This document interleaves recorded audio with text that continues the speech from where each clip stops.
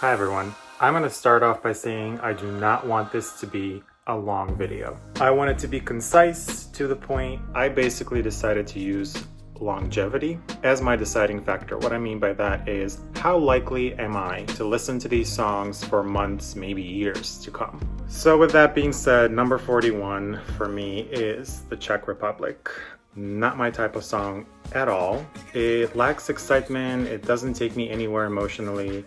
It is the one song I'm least likely to listen to, and that's why it takes the last place. It is definitely a skip whenever it comes on. I'm sorry, Czech Republic, you didn't deliver for me this year.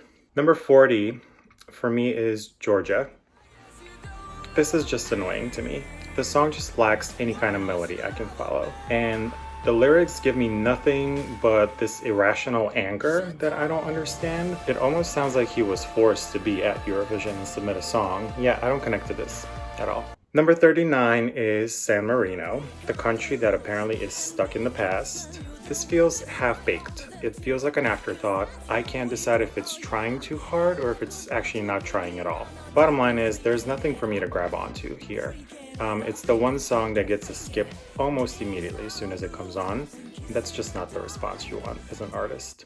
Number 38 for me is Latvia. It's really shouty at times. Dubstep, in my opinion, was popular 10 years ago, so I really don't understand all these random elements that are combined in this song. I can see that she's a very talented performer, so I feel like this was just not the right song for her. There are just way too many moments in this song that make me go, oof. This entire song sounds really muddled to me. There is this constant rumbling bass line throughout most of the song. So I just feel like her voice is going one direction and then the sound mixing is going in a different direction. Unfortunately, Moldova gets a skip every time this song comes on. North Macedonia brought us a low-rent version of Sergei Lazarev. Sorry about it. Hooverphonic should be so grateful that Eurovision is canceled this year. This song is technically very true to their style. Is it just that their style is not compatible with Eurovision, or is it just a matter of coming up with a better song next year? I don't know, I hope they do. This was not representative of what they were capable of. I get why this appeals to so many of you. It's charming in a geeky way, it's definitely an earworm, but it's very difficult for me to find any redeeming qualities in a song like this. It just lacks energy for me, and the mood is very like neon beige, which is not what I want from my Eurovision songs. There's a certain amount of intensity that I need, and it just does not deliver. This is one of my biggest disappointments this year. It starts out really promising, and then it just sinks lower and lower and lower, and there's no coming back. She has such an incredible, unique voice, and they could have done so much with this, but it just misses the mark completely. It just fails. This gives me a very sleepy version of Imagine Dragons. I think there's so much more that could have been done with this song to give it kind of layers and to power up the important parts. This starts out so well, and it just devolves into confusing and generic. It's not impossible to have a song where you switch back and forth between your native language and English. We've seen it done before, and we know it can work. It does not work in this song. The English is just wedged in here so forcefully, and it's so unnecessary, it just takes away from the song. I'm struggling to like this. On one hand, I can definitely appreciate the talent here, but it just feels so dated. It feels like Eurovision 2007. It's also a huge flex. We get it, you have a voice. Especially towards the end, it gets so shouty that it loses me completely. There are definitely ways to showcase your vocal talent without it being excessive and intrusive like it is here. What's interesting with this is that I really actually enjoyed it the first time I heard it, but ever since the second time, it's just been going lower and lower in my rankings, and I think that's mostly because it's really forgettable. At first, it really gave me like hints of Kelly Clarkson, but after, spending some time on the song, this is a filler track. It does not bring home the bacon. It brings us cheap bologna. To be completely honest, I find myself humming this song a lot, but not because I like it that much. It's another earworm that just gets stuck in your brain. There's something very memorable about both the artist and the overall sound, but this year there's just way better songs in front of it that don't allow me to place it higher. This is one of my guilty pleasures this year. There are many parts that I enjoy, but overall, it just gets way too repetitive to the point of being annoying. Love the depth of her voice. It just paves the way for drama, and she delivers a lot of it during the song. The issue I have, however, is the entire song feels like a tease. She jumps back and forth between verses that are scaled back and then a chorus and a bridge that bring intensity, but she never spends enough time on either one, and by the time the song is done, nothing has been accomplished. The ending is also another flex that is unnecessary, and it's just cringy. Technically, this has a decent melody, very easy to follow, but for me, the energy here never goes above 50%. Even when he tries to give us some nuance with the key change and the build-up at the end, the song just plateaus around like the first minute, and it never recovers from that. Listen, this just has way too many parts. There's like 5 languages in here. What it reminds me of is a very impatient DJ that just keeps switching songs every 30 seconds. I just didn't enjoy it. I mean, this would have been a party. In a year where we have so many ballads and kind of predominantly dark, emotional songs, this would have stood out. It's a total bop, and I think enough people would have enjoyed it to where it would have qualified. Once in the final, however, I don't think it would have been strong enough to make it to the top 10. This is adorable at first, but loses me towards the end. I don't think that it needs the progression they gave it.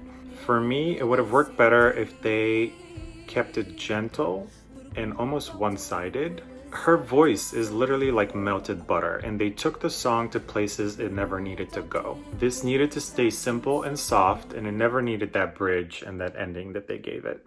This is a successful blend of traditional and modern, and that's about it. It's nothing new, it's been done before. It also tends to get a little monotonous after you've listened to it a couple of times. It most likely would have secured itself a spot in the final. Ukraine knows how to stage a performance, and they would not have messed that up, but I don't see this as a winner in any scenario.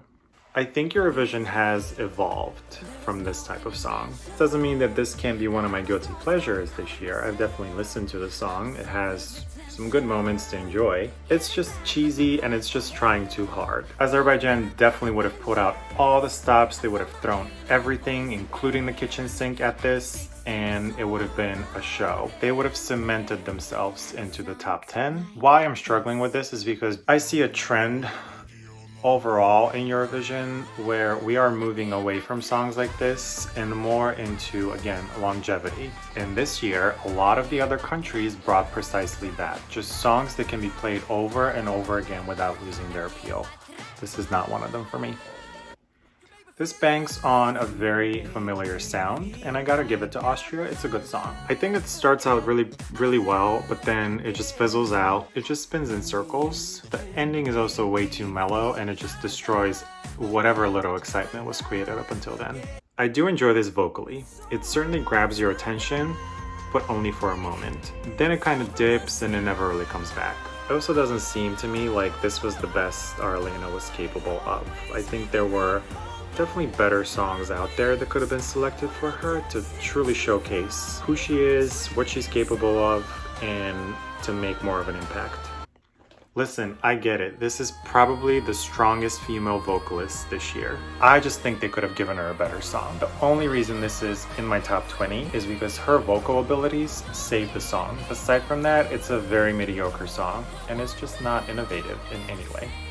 This sounds really good. It's interesting, it's modern, it's a nice little party track. However, I have a problem with this type of song being submitted to Eurovision just because it's a little too overproduced. Songs where the voice is so manipulated and these synthy electro elements are such a key component tend to lose a lot of their appeal in a live performance. There's just things that have been used here to create the sound that you cannot achieve in a live performance without breaking the rules of Eurovision. This is wacky. It's Lithuania's hot chip, and they're contemporary in a very hipster kind of way, and a lot of people would have voted for this, and it would have climbed really high in the rankings, and even then I still would not have gotten it. My brain just does not respond to songs like this. Yeah, it's original, there's nothing like it at Eurovision 2020, but also for me it's way too simplistic. There's nothing to wow me, there's nothing to make me start the song over once it's done. I definitely don't skip this song, but I don't come back to it either.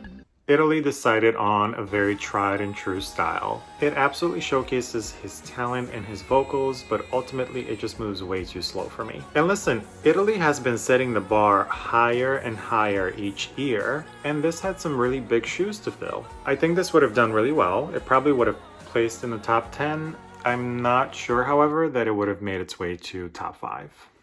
So this is probably going to surprise a lot of people, but this is my underdog for this year. For some reason, I really enjoy the song. And yeah, I understand that it's nothing amazing. It has a certain quality that keeps me coming back to it.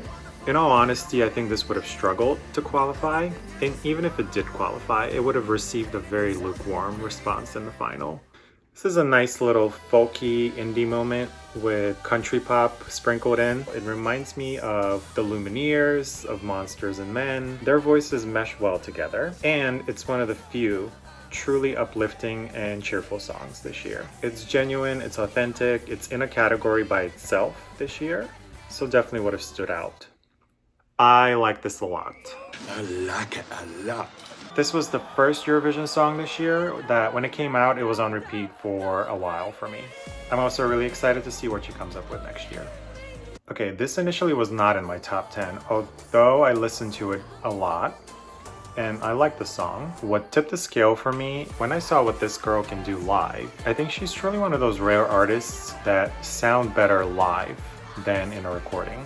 This could have caused a massive disruption, just based entirely on how entertaining it is. However, I find this engaging in a way you can't look away from a car crash. There's nothing special here besides a fresh song. There's no deeper meaning, there's no lyrics to analyze, there is just sheer entertainment and silliness that would have appealed to the masses. I think there's a high probability this would have won the fan vote, but the juries would have probably hated it. Listen, when you've hired a Eurovision juggernaut like Symphonics to create your song, that means you came to fight. There should be absolutely no surprise that this has received overwhelmingly positive reviews from mostly everybody. It has a certain wow factor. I'm just not sure if it shines bright enough to have brought it up to top 5. I just think there are stronger songs ahead of it this year. This to me was the only successful revamp.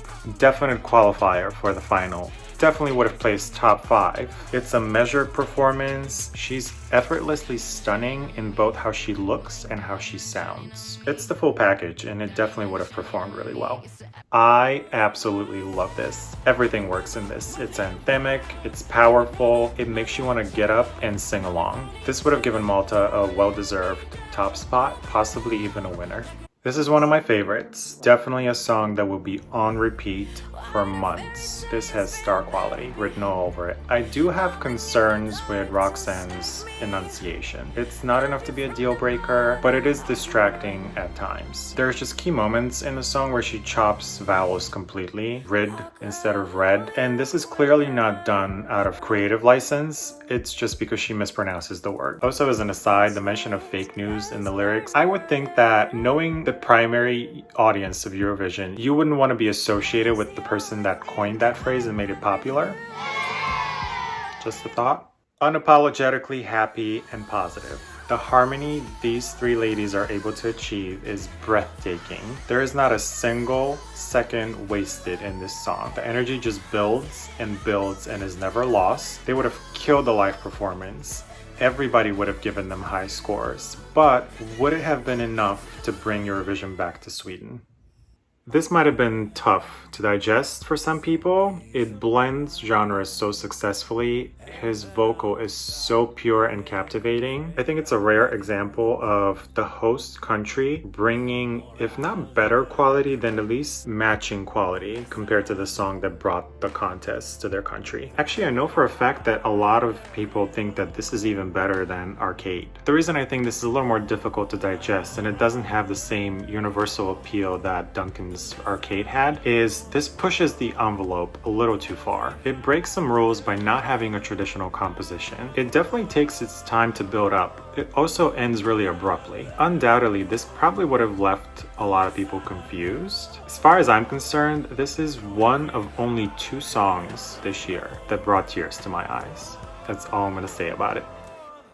This is perfection in every way. In my opinion, the strongest male vocalist, maybe even the strongest vocalist of 2020, period, male or female. I think this had a very high probability of winning the contest. I think it would have been the jury's favorite. I think it's a powerful song that would have commanded attention. I think it also would have accumulated enough points from the fans to land it at the top. He is definitely somebody to watch out for. The question here becomes, how do you top this next year? How do you come up with something that's even better than this?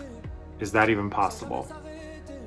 No surprise here, my number 1 song this year is Bulgaria. This crushed me in the best way possible. I'm about to say something crazy, but this is the only Eurovision song ever that I have listened to on repeat a full day, hours at a time. I mean, plans got canceled. There was a lot of wine involved. I just had a very strong emotional reaction to this song. The day that this came out, no other song got played in the house. This is perfectly composed. You can tell Victoria was heavily involved in the production of this song, and she just poured her entire soul into this. I know this speaks to millions of people, and so many are able to connect to the message that's being communicated here. Does this draw inspiration from Billie Eilish? Yes. For the love of God, yes, it does. Notice that I said draw inspiration. I didn't say copy. I didn't say imitate. She's not imitating anybody. I actually cannot hear or imagine Billie Eilish singing this. I think this is a prime example of an artist filtering a concept or a style through their own lens and making it their own. Victoria's voice would have been wasted on any other type of song. It would have been a waste to make her belt and scream out her lungs just because we know she can. What this song achieves perfectly is it finds Victoria's niche and it just keeps her there in her element. I think ultimately that's what we look for in a Eurovision performance every year. We look for a genuine performance that comes from the heart. This would have been pure magic on stage. It would have been a moment.